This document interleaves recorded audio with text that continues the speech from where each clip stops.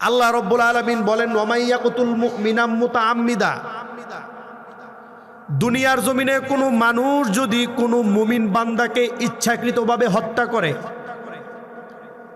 ভাইরা আমার, আজকে কি আমাদের সমাজের মধ্যে মানুষকে কি ইচ্ছাকৃতভাবে হত্যা করা হয় না? আরেকটু জোরে বলুন, হয় কি হয় না? আমার আল্লাহ রাব্বুল আলামিন কি বলেন? দুনিয়ার জমিনে কোনো মানুষ যদি কোনো মুমিনকে অন্যায়ভাবে ইচ্ছাকৃতভাবে হত্যা করে, ফাজাযাউহু জাহান্নামু খালিদান ফিহা, আল্লাহ রাব্বুল আলামিন তার প্রতিদান, তার শাস্তি রেখেছে চিরস্থায়ী জাহান্নাম। ওই হত্যাকারীকে শুধু জাহান্নামের মধ্যেই নিক্ষেপ করা হবে না, ওয়াগদিবাল্লাহু আলাইহিম, আল্লাহ রাব্বুল আলামিন তার উপরে রাগান্বিত হবেন, ওয়ালানাহু, তাকে আল্লাহ রাব্বুল আলামিন অভিশাপ দিতে থাকবেন, ওয়াআদালাহু আযাবান আযীমা, আল্লাহ রাব্বুল আলামিন তার জন্য জাহান্নামের মধ্যে মহা কঠিন শাস্তির ব্যবস্থা রেখেছেন। বলি নাউজুবিল্লাহ। ইসলামী আইনের এক নাম্বার সুফল, এক নাম্বার ফায়দা আপনার আমার কিসের নিরাপত্তা প্রদান করে? আপনারা কি ঘুমাইতেছেন? আজকে আমার একটু লেট হয়েছে, চাই না তো কখনো লেট করতে, তারপরও মাঝে মধ্যে কি লেট হইতে পারে না? আমরা মানুষ তো নাকি? ইনশাআল্লাহ সামান্য সময় আমরা না ঘুমাই, অল্প সময় একটু আলোচনা করি, কথাগুলো শোনার চেষ্টা করি। গুরুত্বপূর্ণ আলোচনা। মানব রচিত বিধান আর আল্লাহর বিধান কখনো কি এক হতে পারে?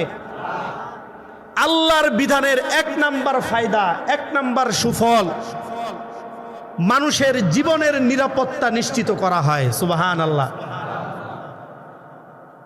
এক নাম্বার জীবনের নিরাপত্তা মানে কি?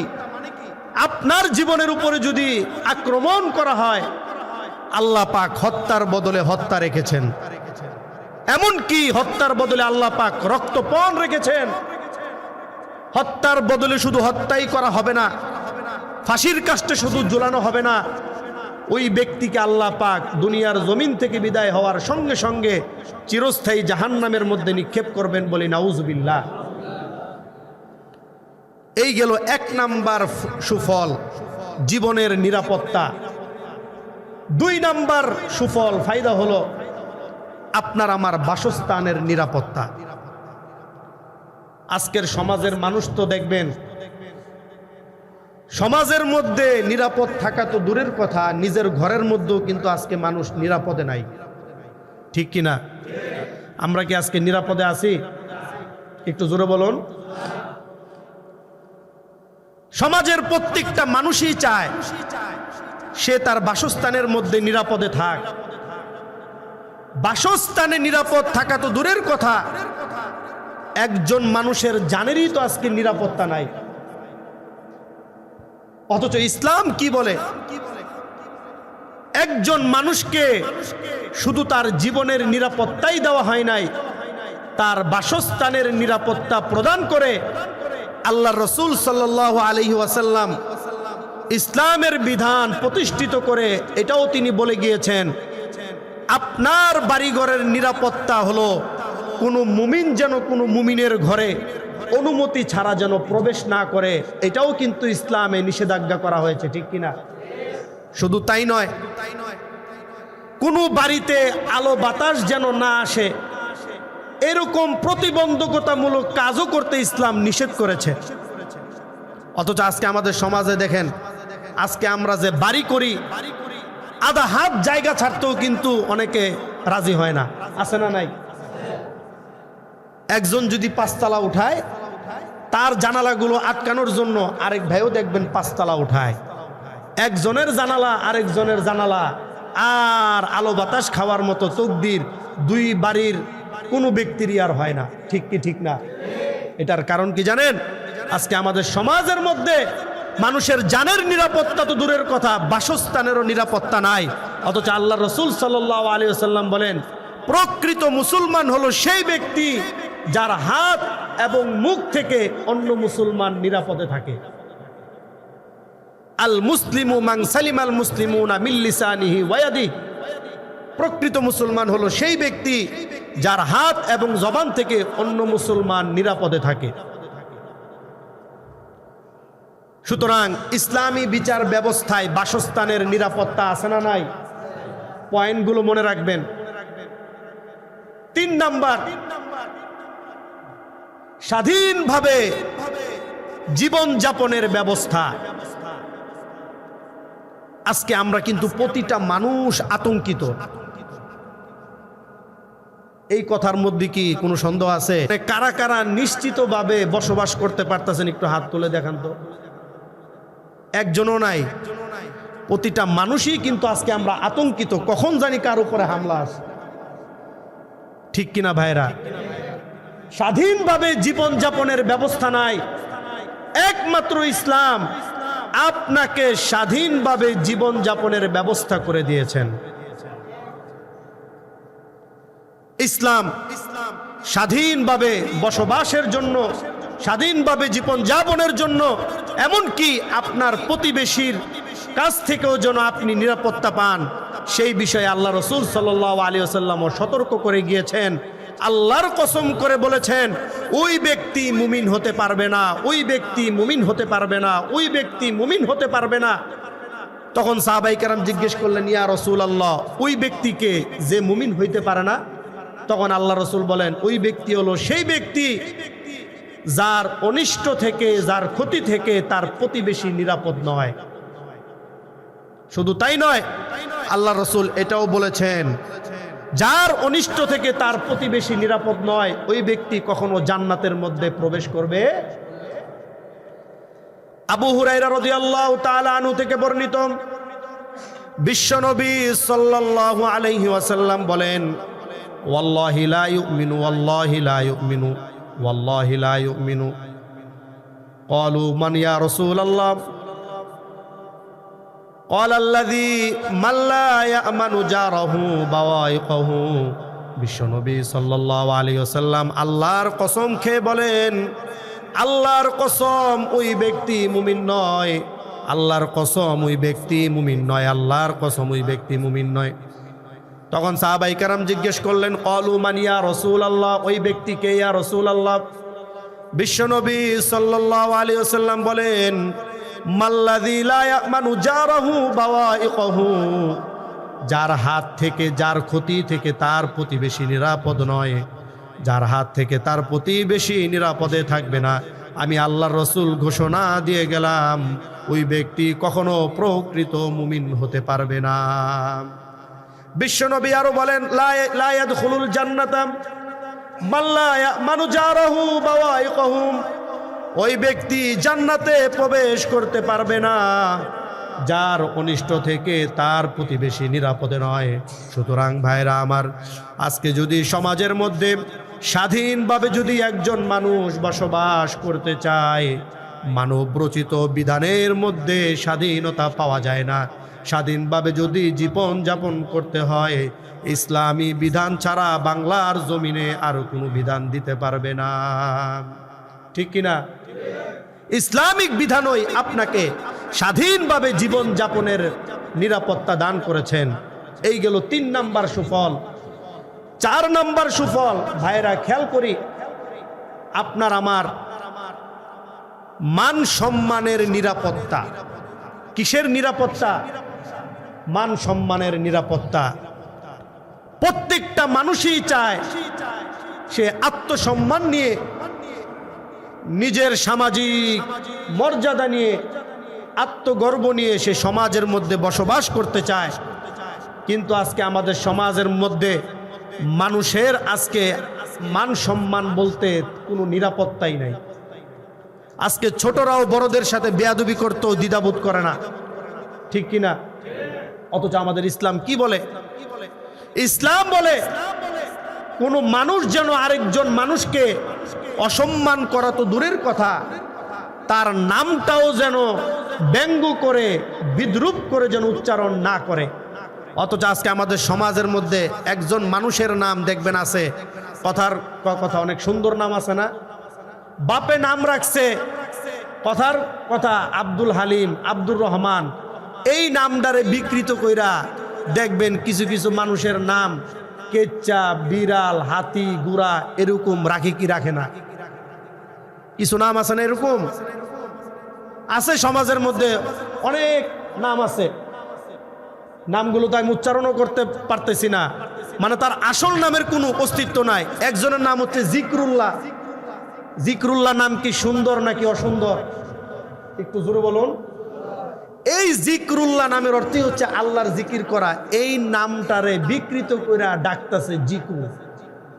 কি ডাকে? আছে না নাই? জিকরুল্লাহ নাম সুন্দর নাকি জিকু নাম সুন্দর? একটু জোরে বলুন। অথচ জিকরুল্লাহ থেকে কি হয়ে গেল? জিকু। নাউজুবিল্লাহি মিন যালিক। এইভাবেও কিন্তু একজন মানুষের নাম বিকৃতি করতে ইসলাম নিষেধ করেছে। এইভাবেও কিন্তু একজন মানুষের মান সম্মানের নিরাপত্তা দেওয়া হয় না, ঠিক কিনা? এই কারণে মোহতারাম হাজিরিন, 4 নাম্বার মান সম্মানের নিরাপত্তা সম্পর্কে আল্লাহ রাব্বুল আলামিন কোরআনে কারীমের মধ্যে বলেন, হে মুমিনরা, তোমরা একে অপরকে মন্দ নামে ডেকো না, একে অপরকে গালিগালাজ করো না, উপহাস করো না। সমাজের মধ্যে দেখবেন 4-5 জন মিলে একটা অসহায় মানুষকে নিয়ে উপহাস করে, আছে না নাই? মজা নেয়, আছে না নাই? অথচ আল্লাহ বলেন, তুমি যাকে নিয়ে উপহাস করতেছো এমনও হতে পারে যাকে নিয়ে তুমি উপহাস করছো ওই উপহাসকৃত ব্যক্তিটা তোমার চাইতো উত্তম। এটা কার কথা? আল্লাহ রাব্বুল আলামিন কোরআনে কারীমের মধ্যে বলেন, সূরাতুল হুজুরাতের 11 নম্বর আয়াতে বলেন, ইয়া আইয়ুহাল্লাযীনা আমানু লা ইয়াসখার কওমুম মিন কওমিন আসা আইয়াকুনু খায়রাম মিনহুম ওয়ালা নিসাউম মিন নিসাইন আসা আইয়াকুন্না খায়রাম মিনহুন্না। আল্লাহ রাব্বুল আলামিন বলেন, হে মুমিনেরা, তোমরা কেউ অন্য কাউকে নিয়ে উপহাস করো না। কেন উপহাস করবে না?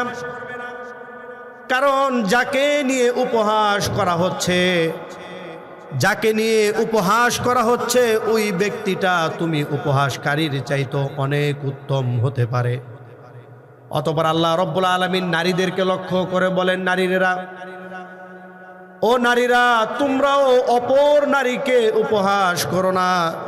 কেননা উপহাসকারিনী যাকে নিয়ে উপহাস করা হচ্ছে এমনও হতে পারে ওই উপহাসকৃত নারীটা তোমার চাইতো উত্তম নারী হতে পারে। ওয়ালা তালমিজু আনফুসাকুম, এবং তোমরা একে অপরকে নিয়ে গালিগালাজ করো না, একে অপরকে নিয়ে দোষারোপ করো না, মন্দ নামে ডেকো না।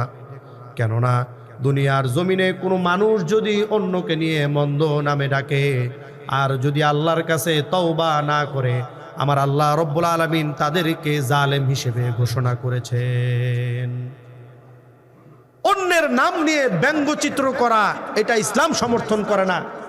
শুধু তাই নয়, বিশ্বনবী সাল্লাল্লাহু আলাইহি ওয়াসাল্লাম বলেন, সিবাবুল মুসলিমি ফুসুকুন ওয়া কিতালুহু কুফরুন।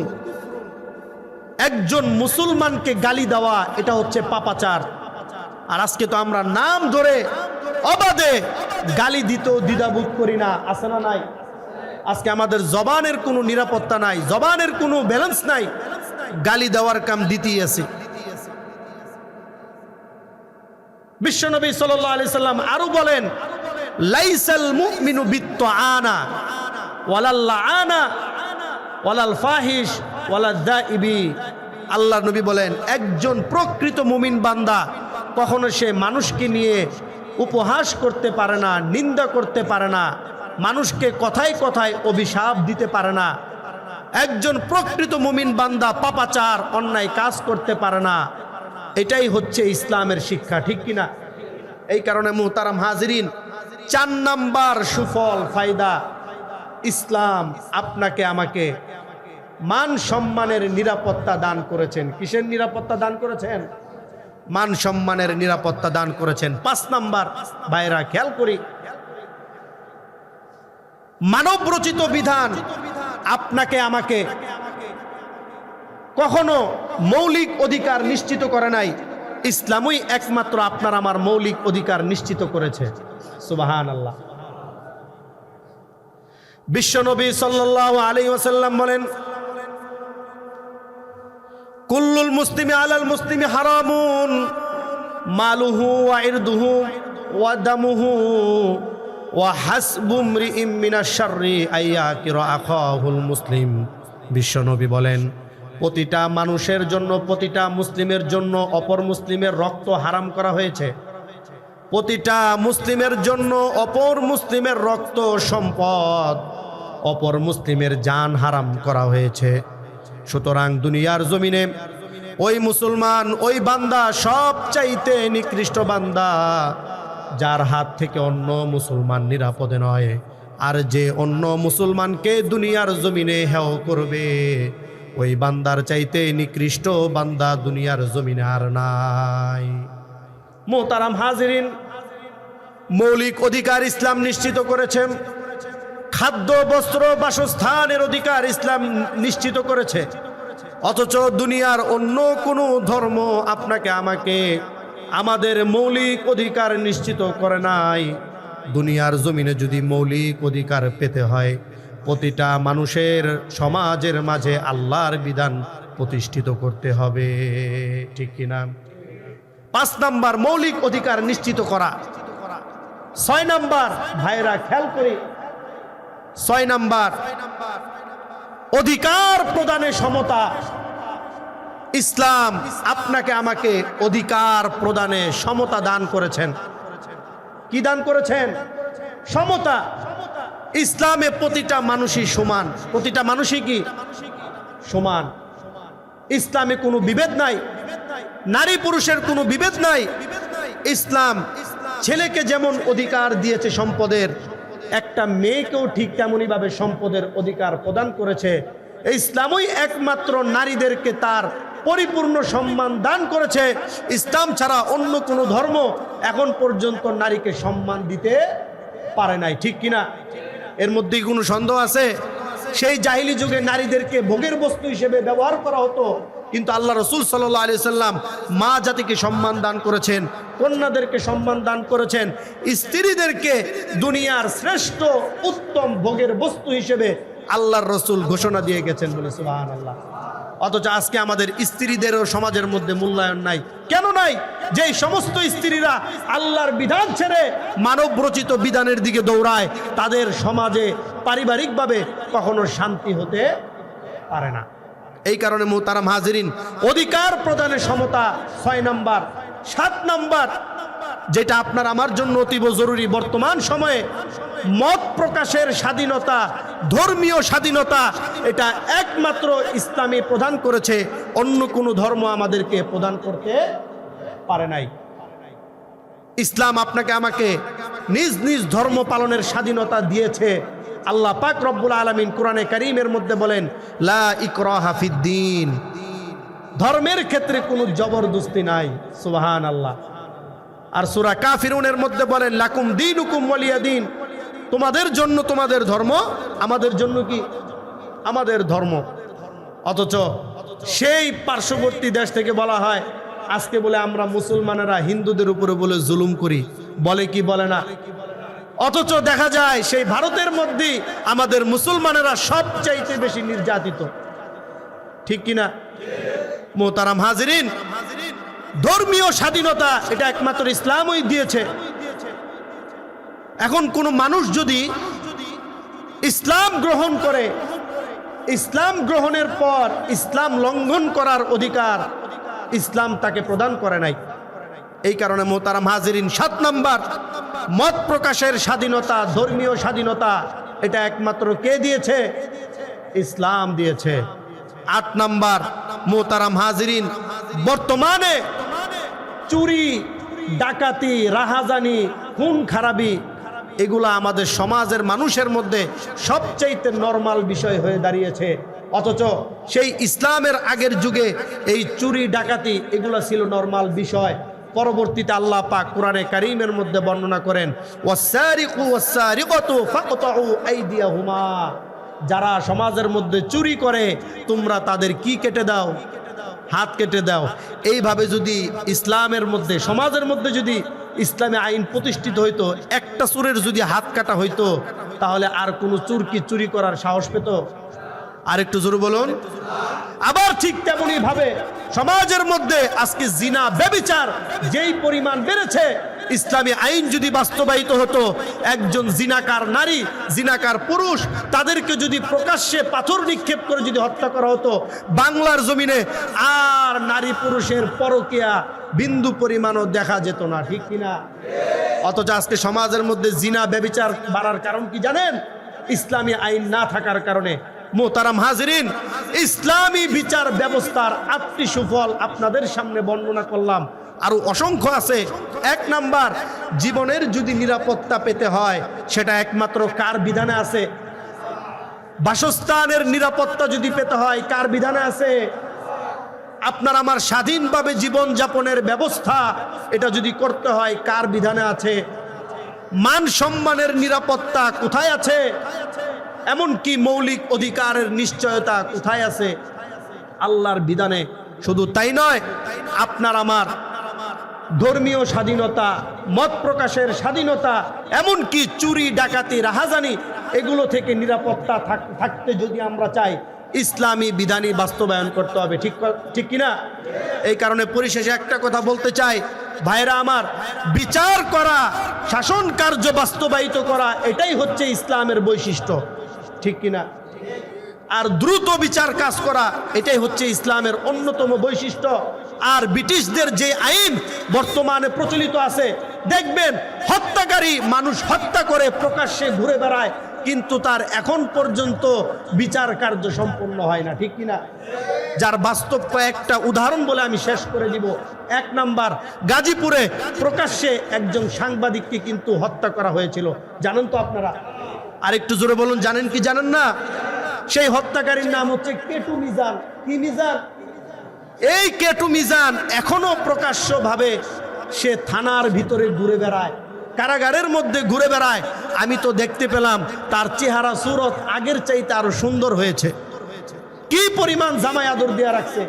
আর যদি আজকে ইসলামের বিধান থাকতো তাহলে হত্যার বদলে কি করা হইতো? ফাঁসির কার্য বাস্তবায়িত করা হইতো, ঠিক কিনা? শুধু তাই নয়, আজকে প্রকাশ্যে একজন নির্ভরযোগ্য মানুষকে হত্যা করা হয়, কিন্তু বাংলার জমিনে তার পরিপূর্ণ সুষ্ঠু বিচার পাওয়া যায় না। কিভাবে পাওয়া যাবে? আজকে বাংলার জমিনে এখনো ব্রিটিশদের আইন প্রচলিত হচ্ছে, পরিচালিত হচ্ছে। যতক্ষণ না আল্লাহর বিধান বাস্তবায়িত হবে এই সমাজে শান্তি পাওয়া যাবে না, ঠিক কিনা? এই কারণে মোহতারাম হাজিরিন, আমরা দোয়া করি আমাদের বাংলার জমিনে ইসলামী আইন প্রতিষ্ঠিত হোক, আল্লাহর আইন বাস্তবায়িত হোক, সমাজের প্রতিটা মানুষ ন্যায় বিচার প্রতিষ্ঠা হোক, তাদের মধ্যে ন্যায় বিচার প্রতিষ্ঠিতর মাধ্যমে প্রতিটা মানুষ তার অধিকার পাক, এই আশায় আমরা করি। আল্লাহ পাক আমাদের সকলকেই আল্লাহ পাকের পরিপূর্ণ বিধানের উপর আমল করার তৌফিক দান করুন।